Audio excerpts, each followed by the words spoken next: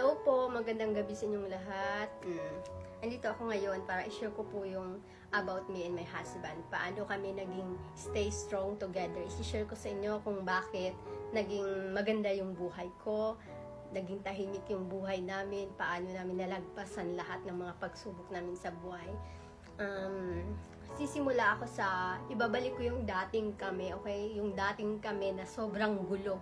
Sobrang gulo ng buhay namin. Kasi ako yung tipong babaeng overthinking. Napaka-overthinking ko. Lagi kong iniisip yung asawa ko na may babae. Kahit nasa trabaho lang siya, iniisip ko ng babae siya. Sino ba naman kasi hindi mag-iisip na may babae siya? Kasi syempre, may itsura, mapogi, matangkad, nasa kanya na lahat.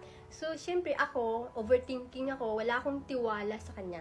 I cannot trust him so much. I don't believe him. Dati, nung wala pa akong Panginoon. And then, it's so funny talaga kasi I'm almost 24 hours watching his phone. I'm waiting someone message him, but nothing. It's really nothing. To be honest, we stay together until the first time we don't have involved other girl or we fighting other girl. We fighting just because I'm overthinking. I'm not matured enough that time. I'm not thinking about the future. I'm just thinking about he cheating on me because I didn't have trust a man anymore. To be honest, sa lahat ng mga lalaking nakasama ko before, I'm lucky. Talaga. Ang sobrang swerte ko sa lahat sa kanila. Ako lang yung nagloloko. Hindi ko sila pinahalagahan. Hindi ko inisip yung future ko dati.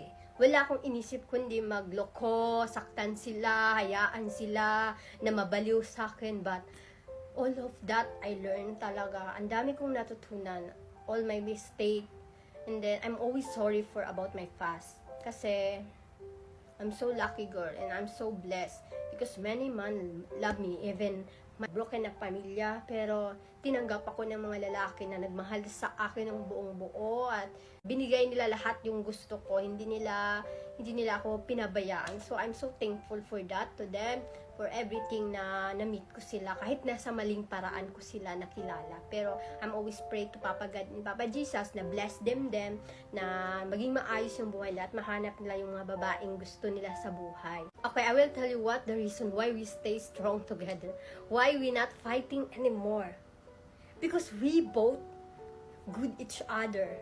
We don't thinking about fighting. We talking about we don't fight so much because we so tired. I don't want we trouble.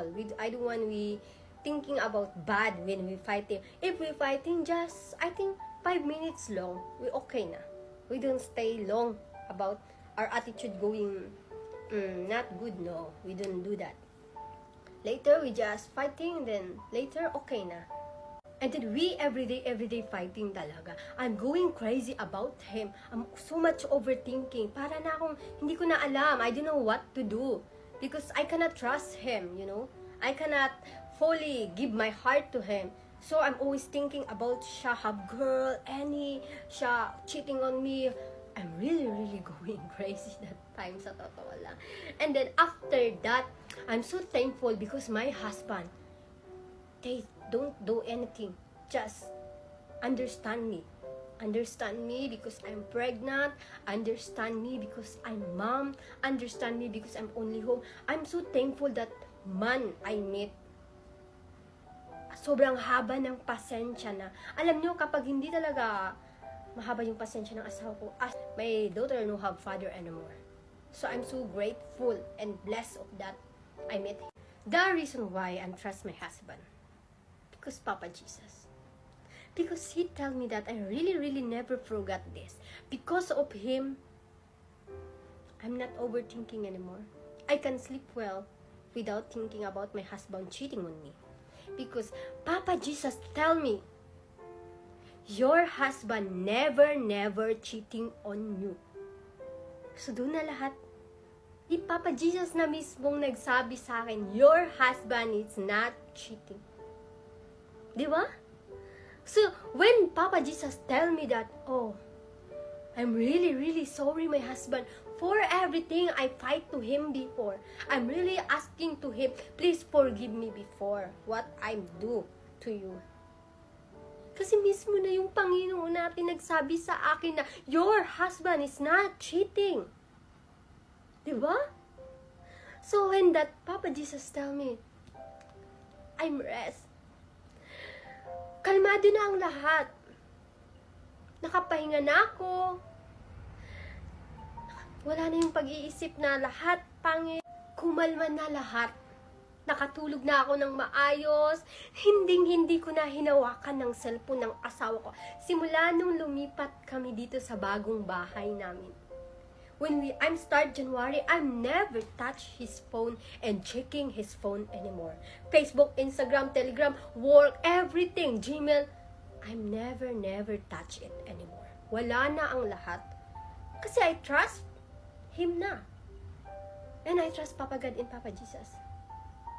Kasi like what they say before, if you want that family, bring to me.